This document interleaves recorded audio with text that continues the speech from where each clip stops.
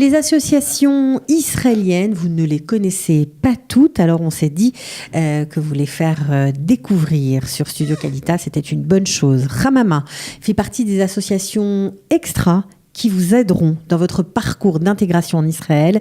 On va tout de suite en parler avec Estelle Anaton. C'est parti. De la générosité, des talents et du cœur. C'est la sauce du jour sur studiokalita.com. Bonjour Estelle. Bonjour Estelle, on est ravis de vous accueillir. C'est pas grave, il y avait le jingle, mais comme vous n'avez pas... Je ne suis pas tous les jours à la radio. Mais c'est pas grave, il n'y a pas de problème. Donc on est content de vous accueillir justement pour mettre en lumière cette association qui a été créée en 2005. Voilà, exactement. Ça fait quand même plus de 10 ans. Et donc je tenais à souligner, comme je l'ai dit, le mot Hamama. Le mot Hamama en lui-même veut dire une pépinière, une serre. Vous avez dans le mot Hamama le mot Cham. Donc c'est vraiment comme une grande famille. Quand on va dans cette Amouta, dans cette association, on se sent un peu en famille. D'accord. Alors vous êtes prof d'hébreu, on va dire ça comme ça. Et vous êtes aussi bénévole au sein de cette association qui fait beaucoup de choses pour les immigrants en général, pas que pour les Français. Non, exactement. On parle beaucoup de Français parce qu'il y a maintenant une grande aliyah, mais effectivement pour tous les immigrants.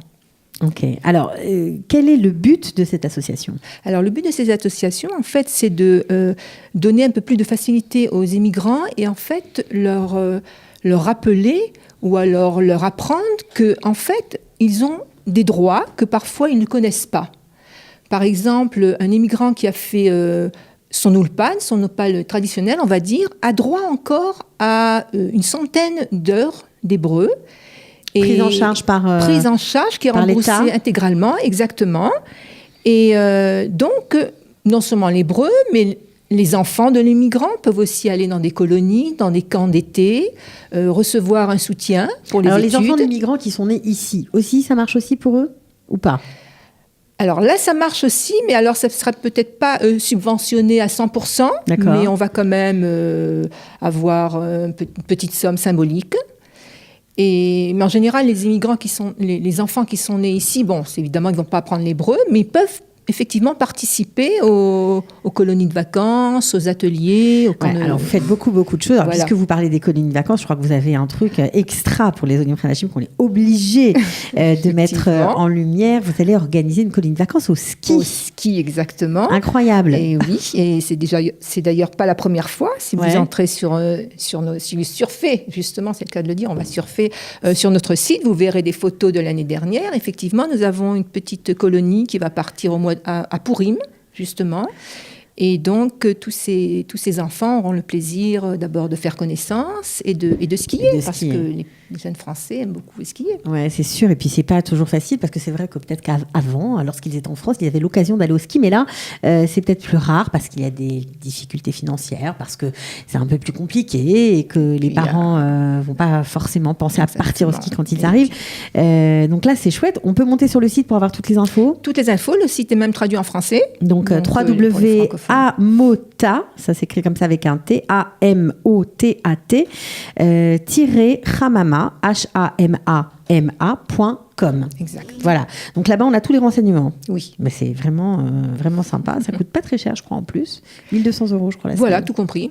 Ouais. Donc c'est pas cher, c'est sympathique. Il y a religieux, pas religieux, c'est mélangé. Oui, alors s'il y a évidemment tout est cachère, mais on fait en sorte aussi que si les religieux veulent rester ensemble, on a aussi des camps religieux. Sinon, de toute façon, il n'y a aucun souci. Tout est cachère. On peut faire la tfila, bien sûr, on peut tout faire. D'accord. Bon, ça, c'est une des activités que vous proposez.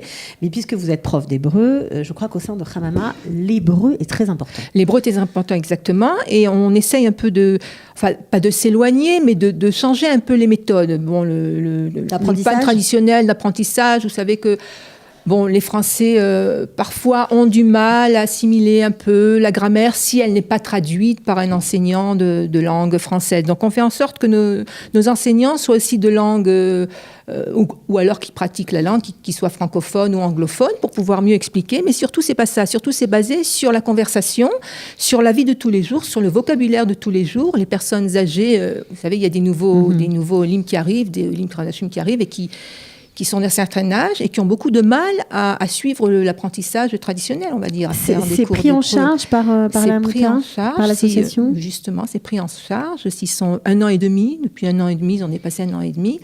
Et, en Israël, voilà. Et donc, et ce qu'il y a de bien, c'est que les horaires sont assez souples. C'est-à-dire, si une personne ne peut pas trop se déplacer, que ce soit parce qu'elle est malade ou parce qu'elle travaille le matin, on a aussi des ulpanim le vendredi, le soir, donc après une journée... Je crois même que dans certains cas, vous vous déplacez au domicile des gens. Exactement. Vous voyez à quel point on est souple. Vous êtes très souple et c'est surtout chouette d'avoir compris que parfois on n'apprend pas l'hébreu pour des raisons...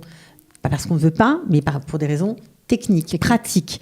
Exactement. Alors, vous avez parlé d'Olim Pradashim, de nouveaux immigrants arrivés depuis 1 an et demi. Est-ce que ceux qui sont là depuis longtemps peuvent bénéficier de vos cours ? Ils peuvent bénéficier, moyennant aussi également encore une somme symbolique, mais ils peuvent bénéficier exactement. C'est très intéressant pour ceux qui sont là depuis 20 ans, par exemple, on peut se remettre à l'hébreu. Exactement. Nous avions des classes de Olim Pradashim qui étaient en même temps avec des personnes qui étaient là depuis 20-30 ans, qui ne parlaient pas hébreu, et qui étaient ravis de pouvoir suivre nos cours. Donc ça, c'est aussi un point important. Donc le renforcement de l'hébreu, c'est quoi ? C'est pour aussi renforcer la confiance en soi ? C'est important chez Hamama ? Bien sûr. C'est très important. C'est pour ça que ça s'appelle Hamama. C'est pour leur donner confiance, pour leur montrer. Et parfois, ce qu'on fait, on fait des cours d'hébreu sur place. C'est-à-dire quoi ? On va dans un supermarché et on leur montre... quoi acheter et lire, parce que parfois on achète de la farine, on pense que c'est de la farine et c'était de la semoule. Un petit exemple. Là, on a fait aussi, comme entre autres je suis guide à Yad Vashem, on a fait un cours à Yad Vashem en hébreu facile, en hébreu, et non pas en français. Il n'y a aucune raison de le faire en français. On l'a fait en hébreu. J'imagine que ça doit être une grande fierté pour vous et pour eux. Bien sûr. Ça doit être assez... Voilà, et c'est une autre façon d'avancer dans la langue. C'est une autre façon, c'est exactement ça. Ok. Est-ce que vous vous occupez également d'étudiants, de familles, de soldats ? Oui, de soldats exactement aussi, des soldats aussi, parfois des soldats qui viennent et qui sont ce qu'on appelle bodettes, qui sont seuls et qui veulent trouver justement un genre de petite famille. Et ils savent qu'ils peuvent s'adresser à Hamama. Nous sommes toujours là pour leur venir en aide, pour soutenir aussi des soutiens scolaires pour les enfants. Les Olim Pradashim qui vont à l'école, ils sont tout de suite plongés dans la classe et n'ont pas de soutien scolaire. C'est pas toujours facile. C'est pas toujours facile. D'accord. Alors je crois que même vous avez pensé à tout parce qu'on sait très bien que les enfants qui ont des difficultés dans le scolaire en Israël sont très vite, on leur demande très vite de passer un examen, un ifroun. Des tests psychodidactiques pour voir si oui ou non ils ont des difficultés, où elles sont, et surtout pour avoir des facilités ou on va dire des allègements, ce sera plus juste au bac. Exactement, c'est chose courante. Parfois, on leur demande tout de suite de s'adresser à ces instituts qui sont très très onéreux. Ça coûte très cher. Très cher. Et nous, à Yad Vashem, c'est aussi... pas Yad Vashem, à Hamama. À Hamama. C'est pas grave. Excusez-moi, parce que je viens directement de là-bas. À Hamama, justement, c'est subventionné, c'est quand même moins cher, et surtout, c'est reconnu par le ministère de l'Éducation. Ce sont des professionnels qui viennent faire... puis c'est peut-être plus facile si, j'imagine que les examinateurs parlent aussi français. Voilà, c'est plus facile. Ça met plus en confiance, ça facilite les choses, disons. Bon, alors si vous avez besoin de faire passer un test de ce type à vos enfants, si vous avez besoin de renforcement pour vous ou votre famille en hébreu, si vous aimeriez envoyer vos enfants en colonie de vacances, il y a plein de choses qu'on peut faire décidément avec Hamama au ski. On va vous donner un numéro de téléphone 052 22 41 054, c'est celui de Estelle, il se présente. Voilà. Vous pouvez aussi appeler Meir 054 68 36 748 ou tout simplement monter sur le site. Est-ce que vous avez vu beaucoup de progrès depuis que vous êtes bénévole dans cette association ? Oui, énormément.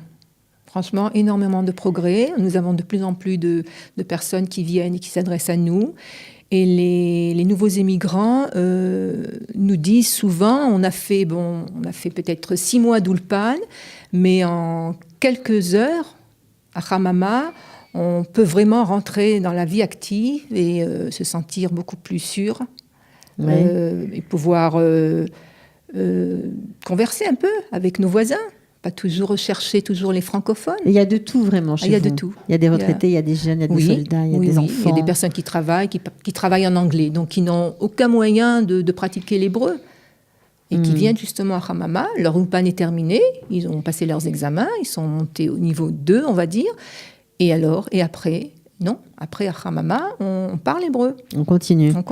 Et vous prenez des exemples de la vie quotidienne concrets, des factures. Faire un CV.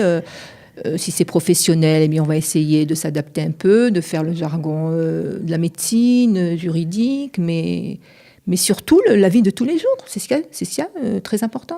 D'accord. Bon, en tout cas, bravo à vous d'être bénévole au sein de cette belle association dirigée par Yael Allon et fondée aussi par elle et David Guilboa, qui est le directeur général de l'association. On les salue.